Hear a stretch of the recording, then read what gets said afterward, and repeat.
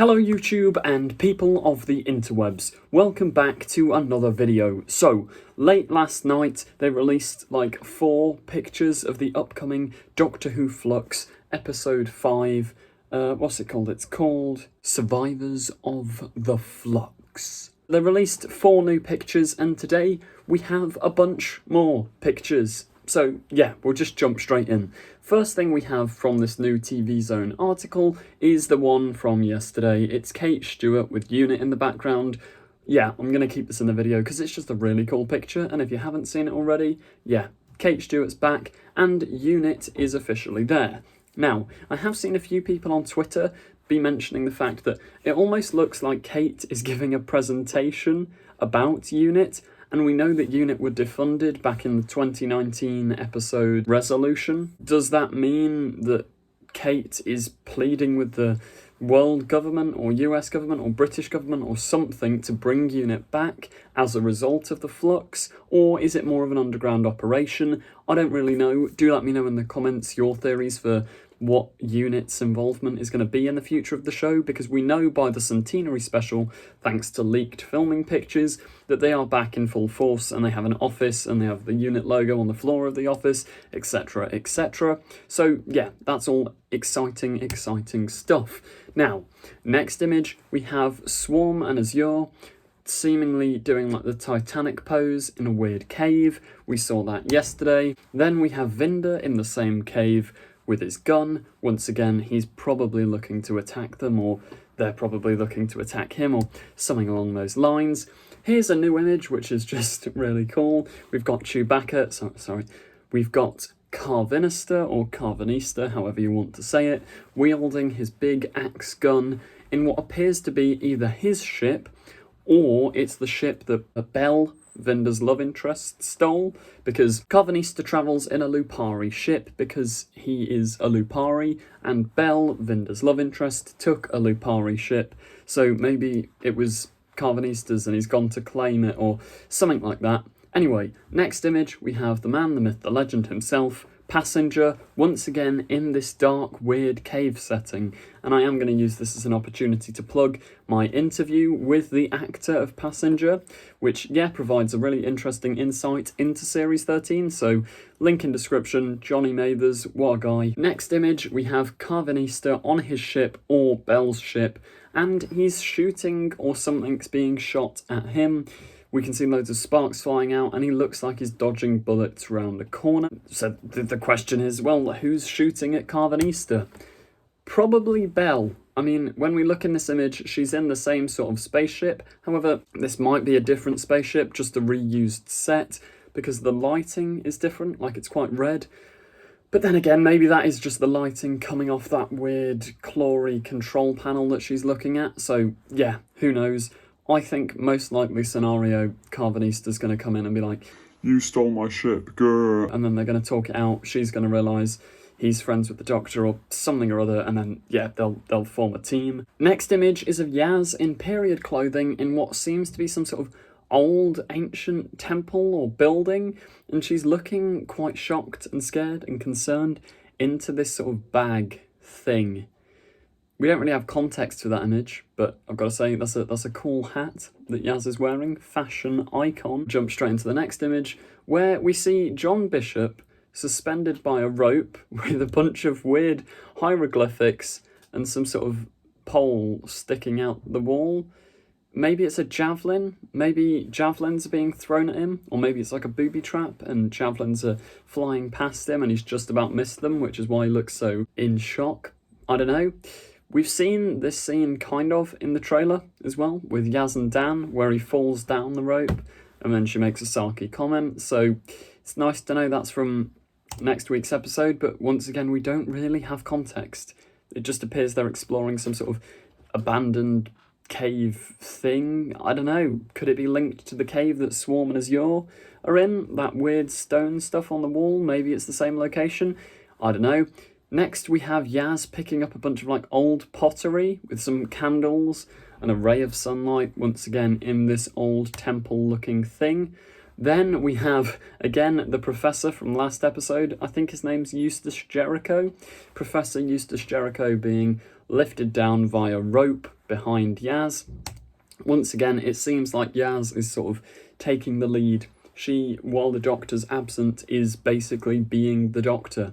And I like that story arc, but in terms of actually having the Doctor in Doctor Who, it's a bit of an issue, because when you think about it, Dan's the new companion, but he's barely spent any time with the Doctor herself. Like, Yaz is basically the Doctor and Dan is the companion, and then Jodie's just off on her own little adventures, which it's not necessarily a bad idea. I just want to see more group work, but maybe we'll see that later on in the series. And it's not our final, it might be our final image, is of Joseph Williamson. I think that is the character's name, in these tunnels. So what we can presume, by just making logical assumptions, these tunnels lead to that temple place that Yaz and that lot are exploring. They're going to play a major role. We don't actually know what that role will be. Maybe they protect people from the Flux, maybe, I don't know. But yeah, Joseph Williamson digging all these tunnels, probably leading to this weird old ancient cave place, and our characters are actually going to finally end up in the tunnels, and we're probably going to get some answers next episode. Final image is Dan holding up his little lantern, looking very ominously, kind of Scooby-Doo-esque into the distance. Probably once again in the temple. We don't know that for definite though. It does look very temple-like. We're now going to break down the first look trailer, which was posted to the official Doctor Who YouTube channel yesterday. There's a few new shots in here which are quite interesting and lead into theories, etc. So yeah, we'll just jump straight into that. First shot. We've been in this decade for 3 years now. Do you think we'll ever get back? Is of the Professor, Yaz and Dan walking in some sort of weird hillside field place with a bunch of mountains. Does not look like Liverpool at all. So maybe the guess about those tunnels is incorrect, because we know that those tunnels were dug in Liverpool, unless we're getting some timey-wimey story of the tunnels going from all the way from Liverpool to wherever this location is. It does not look like it's in the UK. Maybe it is.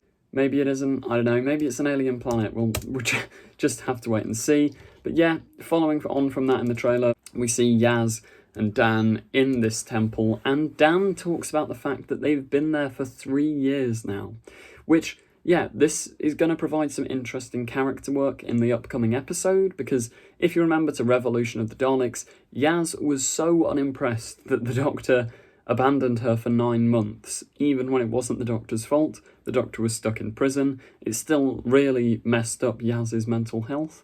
So Yaz being on her own with Dan for not 9 months, but 3 years is going to take a toll. And yeah, maybe her and the Doctor's relationship's going downhill from there. I don't know. Next shot is of the Doctor, the Weeping Angel Doctor. Then we have what I presume to be a unit officer. So we know that Kate's back, and we know that unit in some capacity is back, and that uniform does appear very, very similar to the classic, 1970s unit officer uniform, so probably a unit soldier saying, "It's very hard." Then we have a legendary Doctor Who icon, an Ood with his translatable talking. Now, it has been confirmed in the cast list that the original actor who does all the Ood voices is coming back for this episode, so that's really good, and we're pretty sure he's in the finale as well, meaning this Ood is probably going to carry over from both episodes. Now, the interesting part about this is if you look in the background, the Ood is clearly in the same room as Aswok, this unknown woman who's possibly Tecteun. He's in the same room as her, so he's probably like her servant or something along those lines. Then this is an interesting shot as well. We have the Grand Serpent, who, if you don't remember who he is, I don't blame you because he's barely been in the series, but if we remember back to episode 3, the person that Vinda was up against when Vinda was saying, "I don't want to do the wrong thing, I'm going to do the right thing," and the guy who was going, "Vinda, you need to turn off your recording." It's him, he's the Grand Serpent, and he's back. Not only is he back though, he's dressed in like a weird normal suit, and his hair looks a lot less sci-fi-esque, and behind him is the TARDIS. What's going on there? like, people jokingly put on Twitter, like, oh, is this the Master? And the actor retweeted it saying, like, oh, you'll have to wait and see, which is probably just him messing about, because I don't really see how you could make the Grand Serpent end up being the Master, especially when you've got Sacha Darwin, who's brilliant in the role. Like, you just don't need to do that, but we never know. How you expect to protect this pitiful race, I do not know. Oh, icon. Kate Stewart's back. Wonderful. I've talked about that enough though, so I'll be quiet. Then we see Yaz, Dan and Joseph Williamson actually in the tunnels, I presume. From the looks of it, very tunnel-esque. They're looking shocked and staring at something in the distance. Then I'm not really sure what this is. Maybe it's some explosive being set off, because it looks like there's wire going to it, and then there's an explosion coming from the wire. Then we get the generic one epic story, we get Carvanista, and we get a bunch of like Lupari ships that are all surrounding the Earth. So that's quite interesting. How's that going to play into it? I don't really know. Like, is it even going to play into it? Maybe. Then we get this interesting shot, which I'm pretty sure there's a Lupari ship firing itself away from maybe like a planet or space station or something. Maybe that's like Swarm and Azure's hideout or planet, or maybe it is just another planet that's been wrecked by the Flux, but I don't know, it looks a bit mechanical, so I'm thinking maybe it's a spaceship. I don't know. Then we have Vinder pointing his gun down the corridor, presumably at Swarm and Azure, Belle in her spaceship, and then we get Swarm doing some evil Doom stuff, and then Azure doing some evil stuff. Dun dun dun. Doctor Who Flux coming very soon. So yeah, that does wrap up today's, well, it wasn't even a quick video, it was an average length video. Today's average length video looking at Doctor Who Flux episode 5, a preview of what's to come. Yeah, it's interesting stuff. I mean, I still don't know where the story's going. Like, usually we have a rough idea of theories we can place, or a mystery box, we've got to wait and find out what's in it. This story is really unpredictable, and I do quite like that, because it's a very different style of storytelling to what Doctor Who's normally done, which, yeah, let me know in the comments what theories you have, or if you do prefer this style of storytelling, or you prefer the old, less serialised format. I don't know, I like this. It's interesting. Let's just, yeah, end the video there. Thank you for watching. Please do subscribe. Go and check out my interview with Johnny Mathers. Also go and check out Doctor Who Echoes End, an unofficial fan film. Thank you for watching, and goodbye.